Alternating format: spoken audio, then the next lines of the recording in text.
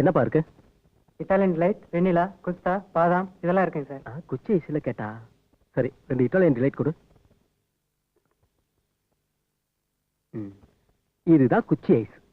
ஐ, எங்க ஊர் திருவிழால சாய தண்ணியில ஐஸ் கட்டி போட்டு தருவாங்களே, அதானே இது? ஆமா, சாப்பிடு.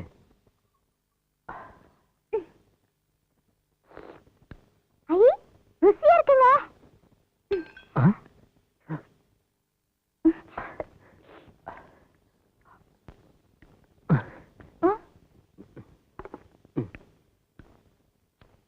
ஆமா தாயே, போலாமா?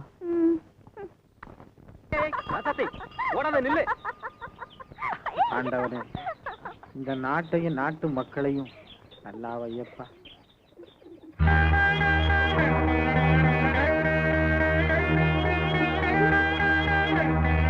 ஆசைக்கு வெக்கம் கிடையாது, காமத்துக்கு கண்ணு இல்லைன்னு சும்மாவா சொன்னாங்க? வாலிப கோளாறு கோயில்னு தெரியாம ஆடி பாடி மகிழுதுங்க.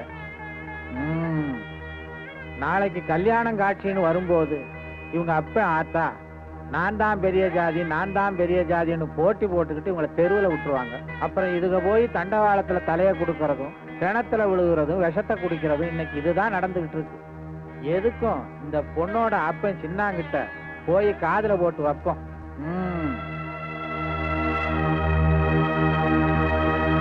கும்பிடுறேன்யா.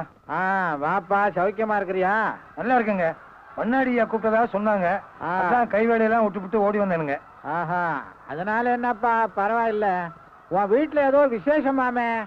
மண்ணாடி உங்களுக்கு தெரியாம என் வீட்டுல அப்படி என்னங்க விசேஷம் நடந்துற போகுது? அப்படியே நடந்தாலும் கவுண்டருக்கு தெரியாம காதுல போடாம செஞ்சிருவாங்களா? அப்படின்னா ரொம்ப சந்தோஷம்தான். ஆனா உன் பொண்ணுக்கும் அந்த ஹெல்த். என் பொண்ணுக்கு என்னங்க சாமி? உன் பொண்ணுக்கு என்ன, அவதான் நல்லா இருக்காள. நம்ம ஊருக்கு வந்திருக்கிறாரு ஹெல்த் இன்ஸ்பெக்டர். அவங்க 2 பேருக்கும் ரகசிய கல்யாணம்னு கேள்விப்பட்டேன். வாய்க்கவமா? இந்த பாவப்பட்ட ஜென்மங்க பொட்ட பிள்ளைகள் அப்படிலாம் விட்ட மாட்டாங்க. பண்ணாடியா தீர விசாரிக்காம எதையுமே சொல்ல மாட்டீங்கன்னு இந்த சிக்காட்ட சின்னாளுக்கு நல்லா தெரியும். அப்படியே இருந்தாலும் சொல்லுங்கய்யா, உங்க கண்ணால பார்த்தத காதால கேட்டதை சொல்லுங்கய்யா. இப்பவே வீட்டுல போய் 2 நாள் பாத்துறேன்.